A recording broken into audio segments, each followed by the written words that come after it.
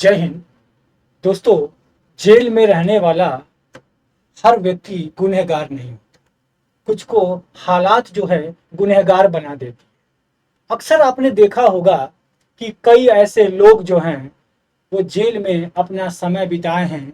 जो लोग आगे चलकर जो है उन लोगों ने पढ़ाई वगैरह भी किया, यानी उनकी बैकग्राउंड जो है पहले भी अच्छी रही है और कुछ कारण की वजह से वो जेल में आ गए हैं और इसके बाद उन्होंने जेल से निकल के अपनी अच्छी पढ़ाई करके एक अच्छी ज़िंदगी जो है सज़ा काटने के बाद जो है वो किया है।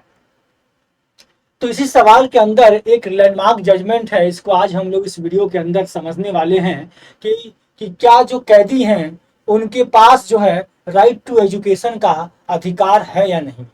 अगर अधिकार है तो वो क्या पढ़ाई कर सकते हैं, क्या रेगुलर पढ़ाई कर सकते हैं, क्या वो रेगुलर कोई डिग्री हासिल कर सकते हैं, या क्या वो किस तरीके से कोई एग्जाम दे सकते हैं। क्योंकि अक्सर आपने सुना होगा जेल से रहकर जो है बोर्ड एग्जाम देना, 10वीं का एग्जाम देना, 12वीं का एग्जाम देना, ग्रेजुएशन का एग्जाम देना, कई तरह की ऐसी चीजें जो है आपने न्यूज में आए दिन सुना हो। तो आज हम इस वीडियो के अंदर यही समझने का प्रयास करेंगे कि क्या क्या कौन से जो है नियम है और कौन से नियम के अंदर जो है क्या क्या रूल आया हुआ है। तो अक्सर आपने देखा होगा, देखिए अब बेसिकली आप यहाँ पे अगर देखेंगे तो जैसे पटना का बेऊर जेल है या फिर तिहाड़ जेल दिल्ली का है, इन सभी जेलों में जो है आपको लाइब्रेरी वगैरह देखने को मिलेंगे। यानी कि जो वहाँ पे जो कैदी मौजूद हैं वो लोग जो है वहाँ पे किताबें वगैरह जो है वो पढ़ते हैं। और इसके साथ साथ ऐसे भारतीय कई ऐसे जेल हैं जहाँ पे जो इस सारी सुविधाएं जो है वो दी जाती है, ताकि वहाँ के रहने वाले लोग जो है वो धार्मिक किताबें, धार्मिक पुस्तकें, इसके अलावा जो है जो भी इनको पसंद है पढ़ना लिखना, यानी वो सब चीज़ें जो है वो इस तरह का सुविधा जो है मौजूद किया जाता है। कई कई जेलों में, कहीं जगह नहीं भी है, लेकिन इन सभी मौजूद में अब यहाँ पे देखिए भारत जो है वो कई ऐसे जेल में देखिए कंप्यूटर भी जो है वो कैदी जो है वो चला रहे हैं, यानी कि ये कंप्यूटर भी जो है चलाने का सीख रहे हैं। तो इन्हीं सब अधिकारों को आज देखते हैं। अब बेसिकली देखिए मामला है Mahesh Sitaram Raut versus state of Maharashtra का। ये जो केस है ये केस काफी ज्यादा इंपॉर्टेंट है और इसी केस के पीछे जो आज का ये वीडियो है। तो बेसिकली इस केस में जो है, इस केस के अंदर जो है जो माननीय जज हैं उन्होंने जो माननीय जज जस्टिस डॉक्टर नीला गोखले और जस्टिस एस गडकरी, इन्होंने कहा कि imprisonment does not restrict on individual right to pursue the education. यानी कि इम्प्रिजनमेंट जो है, जो कैद जो है वो उससे जो है उस व्यक्ति के राइट टू एजुकेशन का अधिकार जो है वो नहीं छीना जा सकता। तो अब मामला को देखते हैं कि आखिर बैकग्राउंड क्या है इस केस का और ये महेश सीताराम राउत का जो केस है इसके अंदर हुआ क्या था।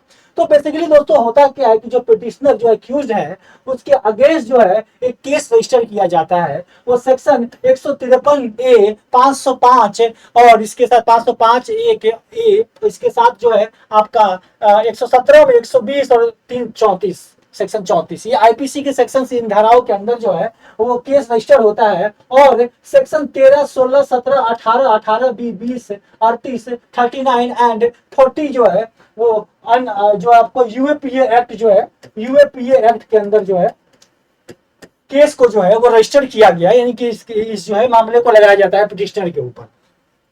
चार्जशीट भी बन जाता है, चार्जशीट भी फाइल हो जाता है और उसको जो है ट्रांसफर कर दिया जाता है एनआईए को। यानी कि एनआईए जो एजेंसी है, नेशनल इन्वेस्टिगेशन एजेंसी, उसको जो है चार्जशीट जो है उसको ट्रांसफर कर दिया जाता है। क्योंकि यूएपीए जो है मामला जिस पर लगता है वो काफी ज्यादा गंभीर मामला होता है। तो इसके साथ क्या होता है, केस जब जब वो केस चलाता है एक्यूज का तो वो पेंडिंग हो जाता है स्पेशल जज के सामने। और जो स्पेशल जज के सामने जो मामला जो है वो मुंबई में पेंडिंग रहता है। अब फिर क्या होता है कि जो पिटिशनर होता है वो क्या करता है, वो जो तलाजोर सेंट्रल जो जेल है वहां पे जो है उसको जो है रखा जाता है। यानी कि जो मुंबई के अंदर, नवी मुंबई के अंदर जो है ये जेल है, उस सेंट्रल जेल के अंदर जो है उस व्यक्ति को रखा जाता है। केस अभी पेंडिंग है, ठीक है।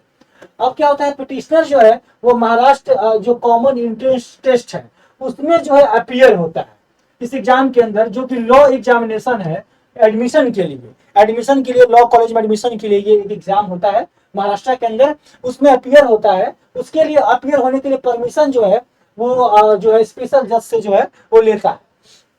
अब क्या होता है कि लेने के बाद वो एग्जाम देता है और इसके बाद जो है वो उसको जो है परमिशन कौन देता है, स्पेशल जज परमिशन देते हैं कि हाँ आप एग्जाम दे सकते हैं, आप एग्जाम दे लीजिए, क्योंकि उस समय वो जेल में था और इंट्रेंस एग्जाम था तो कहीं जाने की जरूरत उसको नहीं थी। वो बैठ के अपने जेल से ही जो है पढ़ाई करके जो है एग्जाम दिया और वो व्यक्ति एग्जाम देने के बाद 95 रैंक लेके आता है मेरिट के अंदर। तो इससे क्या होता है कि उसको जो है प्रोविजनली जो है कॉलेज का सीट उसको मिल जाता है।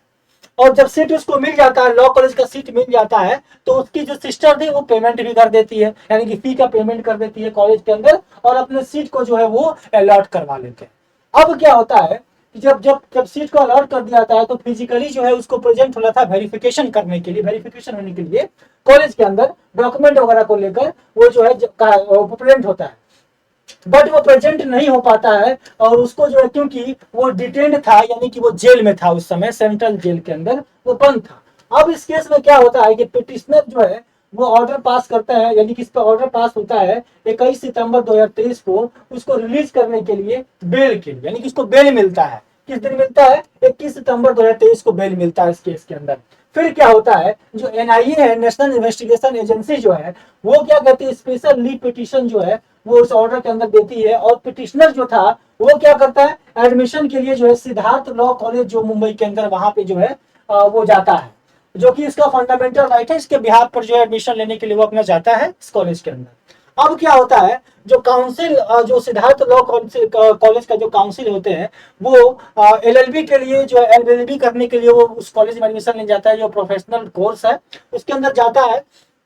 तो यूनिवर्सिटी रूल का, जैसा कि आप सुने होंगे कि यूनिवर्सिटी रूल का जो गाइडलाइन होता है कि 75% अटेंडेंस जो है वो व्यक्ति का होना चाहिए। तो यहाँ पे भी वही चाहता है कि कंपल्सरी मिनिमम अटेंडेंस 75% जो है वो होना चाहिए एकेडमिक ईयर में। तो पिटिशनर जो है उस समय चूंकि जेल में है और जेल में इसके वजह से जो है वो जो है अटेंडेंस की रिक्वायरमेंट जो है वो पूरा नहीं कर सकता है। तब ये मैटर जो है वो हाई कोर्ट, यानी कि बॉम्बे हाई कोर्ट के पास ये चला जाता है। यानी कि वो तो पूरा नहीं कर सकता है, कैसे पूरा करेगा, वो तो बेल पे आया, फिर उसको जेल जाना है, फिर वो कैसे क्लास करेगा, है ना। तो ये सारी चीजें, चूंकि वो चाहता था कि उसको पढ़ाई करने दिया जाए, वो एलबी की डिग्री लेना चाहता था, लेकिन कॉलेज की क्राइटेरिया की वजह से जो है इसके साथ ये दिक्कत हुई। इसके बाद वो स्टूडेंट जो है वो बॉम्बे हाईकोर्ट में अपील करता है। अब बॉम्बे हाईकोर्ट में जब अपील करता है तो मामला पर कोर्ट का क्या ऑब्जर्वेशन है इसको देख लेते हैं। देखिए, अब कोर्ट क्या ऑब्जर्व करती है, अगर देखा जाए तो कोर्ट ने ऑब्जर्व ये किया, तो कोर्ट ऑब्जर्व ये करती है कि जो पिटिशनर है वो अपियर हुआ सीईटी एग्जामिनेशन में, यानी कि एलएलबी के एडमिशन के लिए उसने जो एग्जाम दिया और एग्जाम में एडमिशन करने के बाद जो उसको लॉ कॉलेज हुआ, इसके बाद क्या होता है कि अपॉर्चुनिटी उसको मिलती है एडमिशन लेने की कॉलेज में।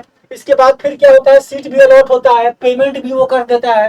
पेमेंट भी करने के बाद फिर क्या होता है, अब उसको एडमिशन जो है वो due process of the prescribed in the violation of fundamental right वो कर देता है। इसके बाद क्या होता है, कोर्ट देखता क्या है कि एडमिशन जब वो एलएलबी कोर्स में ले लेता है और पेमेंट वगैरह कर देता है तो उसकी एडमिशन जो है वो कंफर्म हो जाती है। लेकिन फर्दर द कोर्ट जो है वो कॉलेज को जो है वो फिजिकल प्रेजेंस की बात करता है।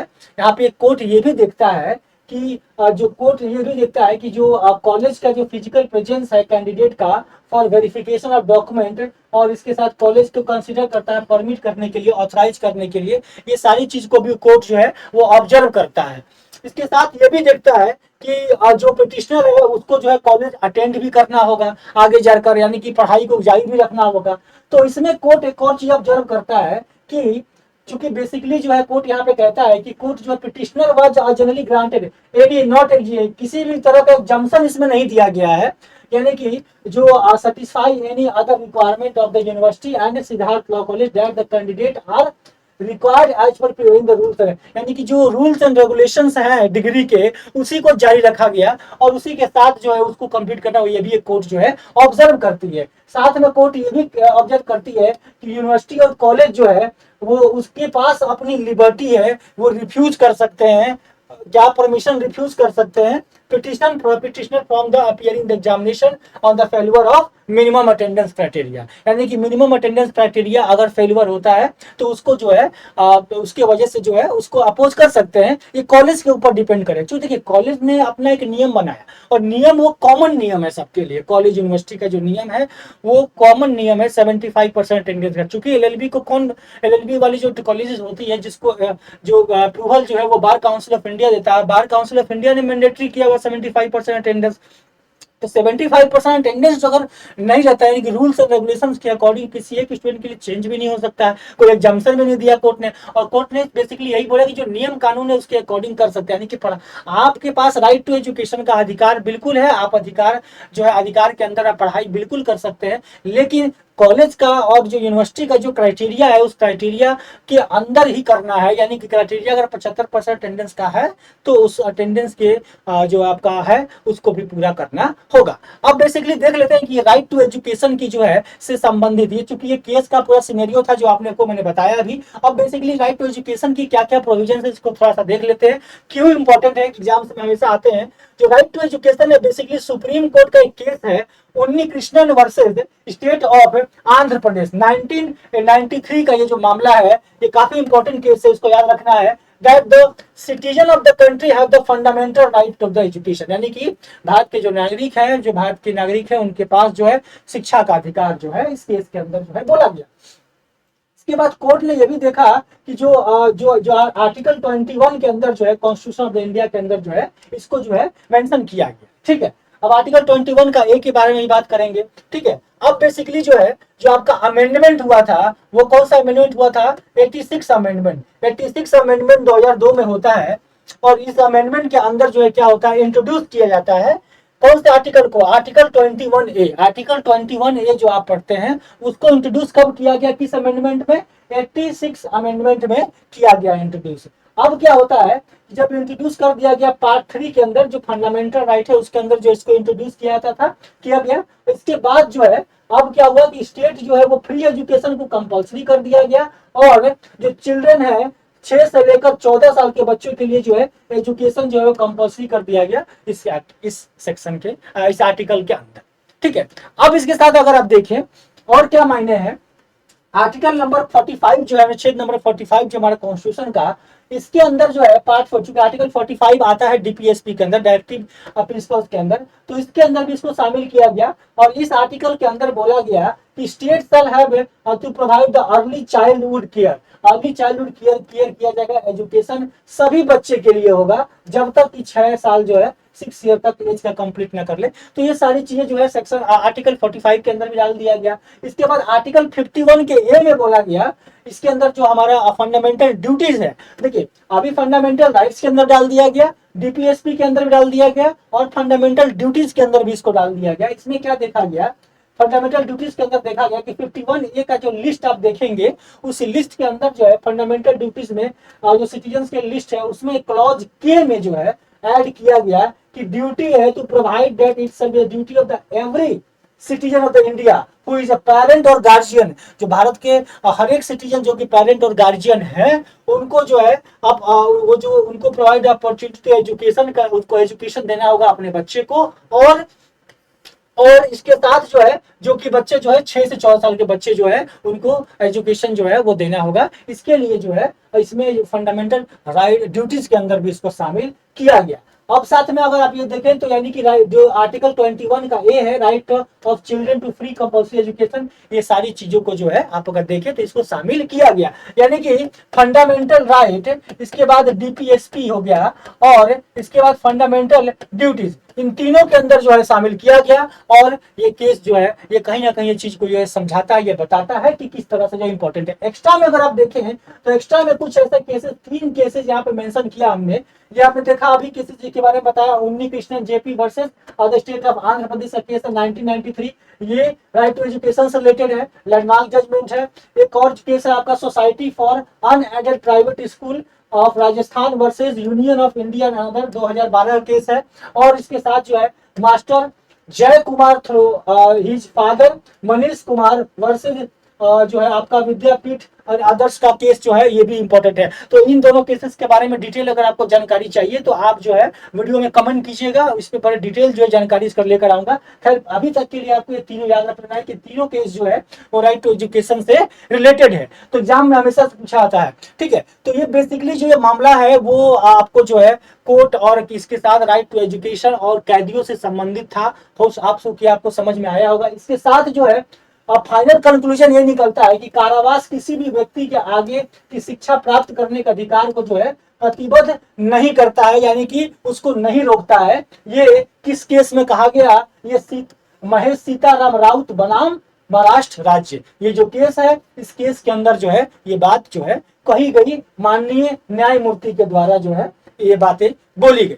तो आशा करता हूं कि ये केस आपको समझ में आया होगा। और जुडिशरी की अगर आप प्रिपरेशन कर रहे हैं तो आपको जो है प्रॉपर अगर गाइडेंस की जरूरत है, और आप कहीं भी अगर फंस रहे हैं, क्योंकि हमारे यहाँ पे एआईबी का भी जो है यूट्यूब पे क्लास चल रहा है, इसके अलावा जुडिशरी कई सारे बैचेस चल रही हैं हमारे यहाँ। तो आपको बेसिकली अगर किसी भी तरह का कोई प्रॉब्लम हो रहा है तो आप हमारे जो है इस वीडियो के लिंक डिस्क्रिप्शन में एक लिंक दिया गया है, उसको आप भरेंगे तो हमारी मेंटोरशिप टीम जो है वो आपसे कांटेक्ट करेगी और आपको जो है जुडिशरी के प्रिपरेशन करने में, एआईबी के प्रिपरेशन करने में, जो भी एग्जाम्स हमारे लॉ से संबंधित उसमें आपको हेल्प करेंगे और आपको जो है गाइड किया जाएगा। तो आप जो है जरूर जो है इस चीज को करिए ताकि जो है आपकी हेल्प हो सके। और आगे भी मैं इस तरह के वीडियोस आपके लिए, करंट अफेयर्स से रिलेटेड वीडियोस, लॉ से रिलेटेड वीडियोस जो है लेकर आते रहूंगा, ताकि आप जो है अपनी जुडिशरी की प्रिपरेशन और सही तरीके से कर सके। तब तक के लिए जय हिंद, जय भारत।